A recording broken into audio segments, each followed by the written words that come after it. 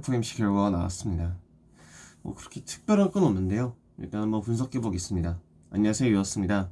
오늘 아침 새벽은 FOMC 결과가 나온 시기였습니다. 이제 평소에도 다 FOMC 1년에 8번이나 하지만 오늘 특별히 주목해야 했던 이유는 새로 이제 연준의 케빈 워시 의장이 취임했기 때문입니다. 이제 연준 의장이 바뀌었다는 거는 참 중요한 영향을 하는데요.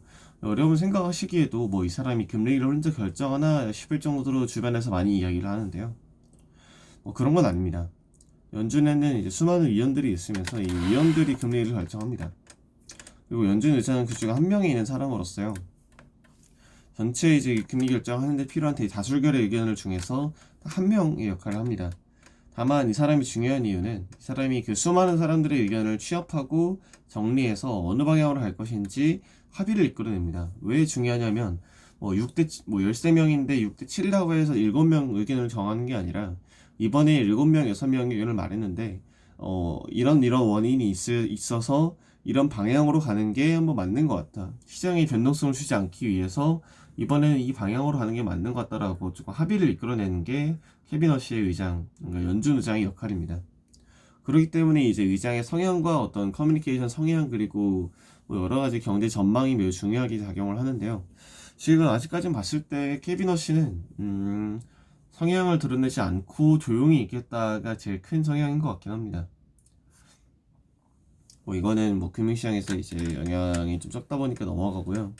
오늘 금리 결정에 대해서 말씀드리면 금리는 첫 번째 동결을 했고 두 번째 향후 금리 전망 포워드 가이던스 안 나왔습니다. 앞으로 안 한다고 하네요. 이제 저희는 무조건 데이터를 보고 판단을 해야 됩니다. 세 번째 금리 결정에 대해서는 대다수 다 합의를 했지만 다만 절반은 올해 안에 인상할 거다, 절반은 올해 안에 동결할 거다라고 의견이 첨예하게 갈렸습니다. 이건 좀 심각하네요. 다만 이제 매크로 전문가들의 의견에 따르면은 결국 이제 전쟁이 끝나고 유가가 하락하는 공급 과잉의 시기가 오면은 좀 충격이 잦을 수도 있고, 두 번째로는 관세 환급으로 인해서 좀 기업의 이익이 발생하게 되면은 이제 물가 전가가 조금 안 될 수 있다. 그리고 일시적인 월드컵 효과가 빠지면 물가가 떨어질 수 있다라는 생각 때문에 아마도 이제 이 동결을 지속하는 의견이 지속되다가 향후 올해 금리 인상이 반영돼 안 될 수도 있습니다. 다만 결국 저희 시장의 예상과 다르게 절반 이상의 사람들이 이제 금리 인상을 예상했기 때문에 혹시 모를 이런 매파적인 그리고 금리 인상 성격 때문에 시장에 매도가 발생할 수 있기 때문에 당분간은 좀 변동성을 조심해야 되지 않을까라고 생각을 하고 있습니다. 제 생각했던 것보다는 조금 매파적인 결정이네요.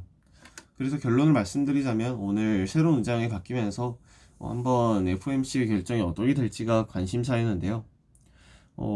케빈 워시의 설득에도 불구하고 절반 이상이 올해 금리 인상을 주장했기 때문에 시장 내에서는 물론 동결이 될 가능성이 높겠지만 어느 정도 충격은 발생할 수 있을 것 같다 생각이 들었습니다. 어제까지 코스피가 거의 전고점을 노리고 상승을 했지만 오늘 미국장이 하락을 하고 옵션 만기 변동성 그리고 이 FOMC 결과가 있기 때문에 조금 다음 주쯤에 조정이란 말은 쉽게 하지 않겠습니다. 다만 좀 변동성이 발생할 수 있을 것 같다고 생각이 들긴 합니다.